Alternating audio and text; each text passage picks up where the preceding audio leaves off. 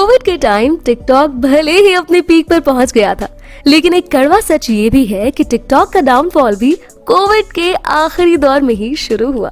और कभी इंडिया और चाइना के रिलेशनशिप के चलते तो कभी लोगों की प्राइवेसी से छेड़छाड़ करने के चलते। लेकिन हैरानी की बात यह है कि इतने डाउनफॉल होने के बाद भी टिकटॉक अभी भी कई दूसरे बड़े ऐप्स के कंपैरिजन में काफी ज्यादा कमाई कर रहा है। आज के इस वीडियो में हम टिकटॉक से जुड़े डार्क सीक्रेट्स के साथ साथ ये भी जानने की कोशिश करेंगे कि आखिर टिकटॉक आज किस तरह से दूसरे सोशल नेटवर्किंग प्लेटफॉर्म्स का इस्तेमाल करके मोटी रकम छाप रहा है। तो चलिए ज्यादा देर न करते हुए वीडियो की शुरुआत करते हैं। 2017 के करीब लॉन्च किए गए टिकटॉक नाम के चाइनीज ऐप में ऐसा क्या था जिसके चलते ये ऐप कुछ ही महीनों के अंदर पूरी दुनिया भर में पसंद किए जाने लगा।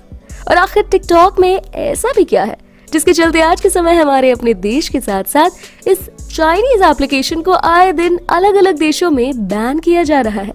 और आपको ये जानकर हैरानी होगी कि ट्विटर के साथ साथ स्पॉटिफाई जैसे दूसरे बड़े ऐप्स के टोटल रेवेन्यू को जोड़ भी दिया जाए तो इन सभी ऐप्स का रेवेन्यू टिकटॉक के रेवेन्यू से कम है। ऐसे में आप खुद ही अंदाजा लगा सकते हैं कि टिकटॉक ने किस कदर लोगों पर छाप छोड़ी है। इसका सबसे बड़ा कारण ये भी है कि टिकटॉक को यूज करना बहुत ही आसान है और आज के वक्त इस एप्लीकेशन को हर बड़े बूढ़े से लेकर 5 साल का बच्चा भी इस्तेमाल कर सकता है।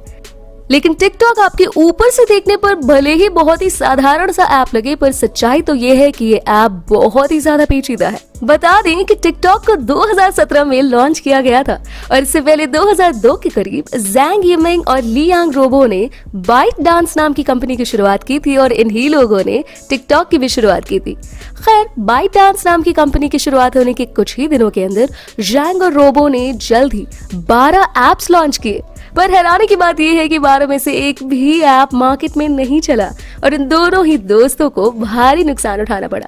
और कुछ ही दिनों के अंदर बाइट डांस को पैसे की कमी के चलते बुरे दौर से गुजरने की नौबत आ गई। पर वो कहते हैं ना कि डूबते को तिनके का सहारा, कुछ ऐसा ही जैंग के साथ ही हुआ। एक दिन की बात है जब जैंग ट्रेन से सफर करते हुए कहीं जा रहे थे और उस वक्त उन्होंने गौर किया कि पहले ट्रेन में सफर करने के दौरान लोगों के हाथों में न्यूज़पेपर हुआ करते थे और अब हर कोई सफर करने के दौरान मोबाइल फोन का इस्तेमाल कर रहा है। इस चीज को देखकर जैंग को एक आइडिया आया कि क्यों ना कुछ ऐसी चीज बनाई जाए जिसका इस्तेमाल करके लोग सिलेक्ट किए या बिना किसी मेहनत के बगैर उनकी पसंद की खबर दिखाए। ऐसे में जैंग ने तुरंत ही एक ऐसा ऐप बनाने की ठान ली और इस खास तरह के ऐप को बनाने के लिए जैंग ने दिन रात एक कर दिया और कुछ ही महीनों के अंदर बाइट डांस ने टुआटियो को लॉन्च किया और इस ऐप ने आते ही लोगों के बीच जल्द ही पॉपुलैरिटी हासिल कर ली। इस ऐप की सबसे अच्छी बात ये थी कि ये ऐप यूजर को सिर्फ वही न्यूज दिखाता था जिसमें यूजर को इंटरेस्ट था। बता दें कि बाइट डांस ने इस ऐप के लिए एआई, यूजर डेटा और मशीन लर्निंग का एक ऐसा कॉम्बो इस्तेमाल किया था जिसके चलते ये ऐप पूरी तरह से यूजर फ्रेंडली हो गया था।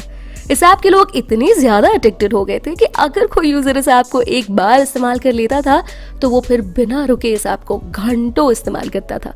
और यहीं से जैंग को इसी खास तरह के एल्गोरिथम की मदद से एक शॉर्ट वीडियो ऐप बनाने की कोशिश की। इस तरह बाइट डांस ने चीन के अंदर डुयिन नाम की एप्लीकेशन लॉन्च की। ये ऐप सही मायने में टिकटॉक का अर्ली वर्जन था। खैर, इस ऐप के चीन में चलने के बाद बाइट डांस ने कुछ ऐसे फीचर्स को अपडेट करने के बाद पूरी दुनिया भर में टिकटॉक नाम के एप्लीकेशन को लॉन्च किया। बता दें कि टिकटॉक की सबसे बड़ी खासियत थी यूजर्स के द्वारा पसंद किए गए वीडियो से रिलेटेड वीडियोस उनकी स्क्रीन पर शो करना। इसी वजह से टिकटॉक पर लगातार यूजर्स की संख्या बढ़ रही थी।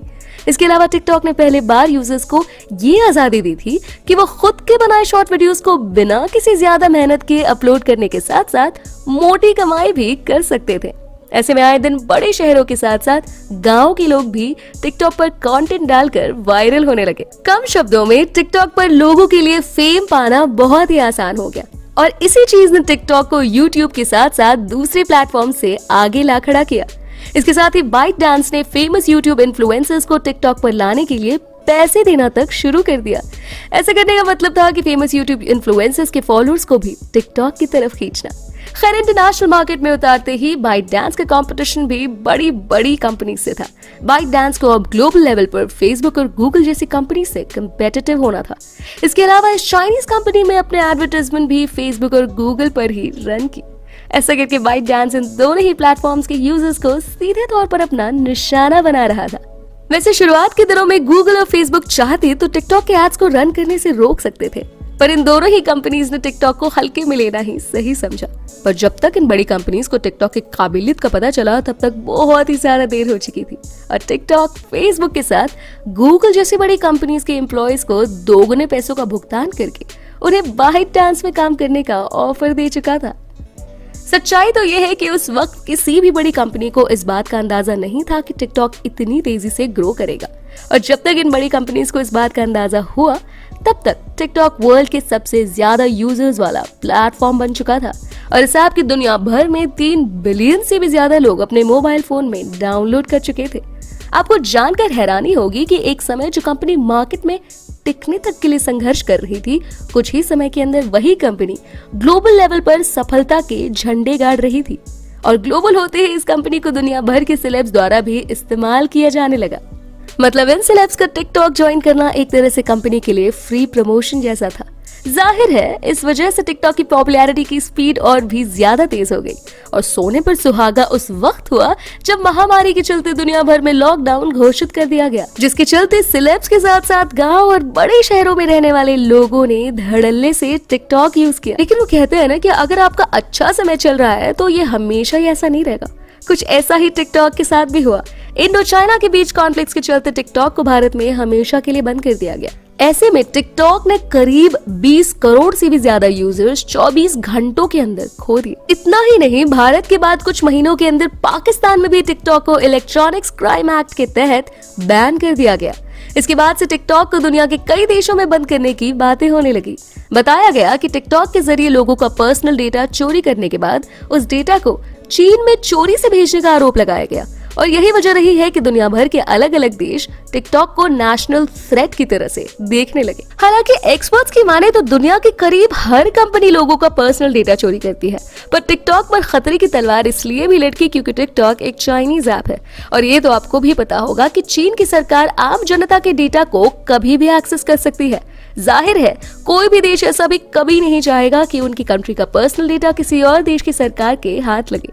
इतना ही नहीं, टिकटॉक की एल्गोरिदम भी कुछ अलग तरह से काम करती है। टिकटॉक की एल्गोरिदम कई बार कम उम्र के बच्चों को भी जाने अनजाने में अडल्ट कंटेंट शो करने लगती है।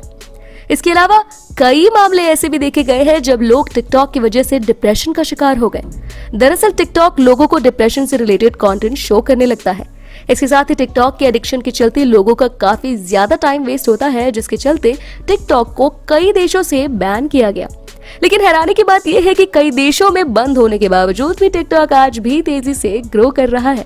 टिकटॉक के तेजी से ग्रो करने के कारण ये भी है कि टिकटॉक के एड्स FB के साथ साथ दूसरे प्लेटफॉर्म्स पर कुछ इस तरह से रन करते हैं कि यूजर को पता ही नहीं चलता कि वो कोई एड देख रहा है या नॉर्मल वीडियो। इसी वजह से फेसबुक और गूगल एड्स की बजाय आज भी दुनिया भर में सबसे ज्यादा एड्स टिकटॉक के ही देखे जाते हैं। अगर आपको हमारा वीडियो पसंद आया हो तो लाइक करें और अपने व्यूज को कमेंट में लिखना ना भूलें।